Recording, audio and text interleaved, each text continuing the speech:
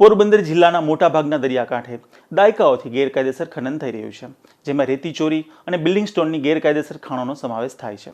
ત્યારે હવે પોરબંદર શહેર પણ તેમાંથી બાકાત ન રહ્યું હોય તેમ અસ્માવતી ઘાટના દરિયા કિનારે પણ રેતી ચોરો સક્રિય બન્યા છે.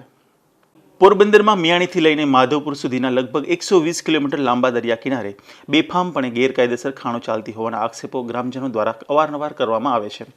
તો બીજી તરફ દરિયા કિનારેથી રેતી ચોરી થતી હોવાના પણ અનેક કિસ્સાઓ બને છે. આ સમગ્ર મામલે ખાણ ખનિજ વિભાગ સંપૂર્ણપણે નિષ્ક્રિય હોય તેવા આક્ષેપો અનેક વખત થયા છે. હાલ પોરબંદરમાં અસ્માવતી ઘાટના દરિયા કિનારે પણ રેતી ચોરો સક્રિય બન્યા છે. અહીંથી રેતી ચોરી થતી હોવાના મસમોટા ગાબડાઓ પડી ગયા છે. મોટા ભાગે સવારના સમયે અહીંથી રેતી ચોરી થાય છે. છકડા રિક્ષા મારફત અહીંથી રેતીઓ ભરવામાં આવે છે. અસ્માવતી ઘાટ પર રીતસર માણસો તગારા અને પાવડા જેવા ઓજારો લઈ ઊભા હોય છે અને છકડો રિક્ષામાં રેતી ભરતા હોય છે. આ માણસોને ગુજરાત ન્યૂઝ પોરબંદરની ટીમે રેતી ચોરી અંગે પૂછતા તેઓ એવું જણાવ્યું હતું કે અમને અમારા શેઠ રેતી ભરવાના પૈસા આપે છે.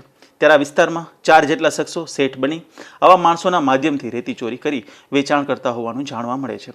એક તરફ ખાણ ખનિજ વિભાગ ખનિજ ચોરી મામલે કડક હાથે કામ લેતું હોવાના દાવા અહીંના અધિકારીઓ કરે છે, ત્યારે શહેરની દરિયાઈ પટ્ટીમાંથી ખુલ્લેઆમ થતી રેતી ચોરી સામે કેમ કોઈ કાર્યવાહી કરવામાં નથી આવતી તેવા સવાલો શહેરીજનો ઉઠાવી રહ્યા છે.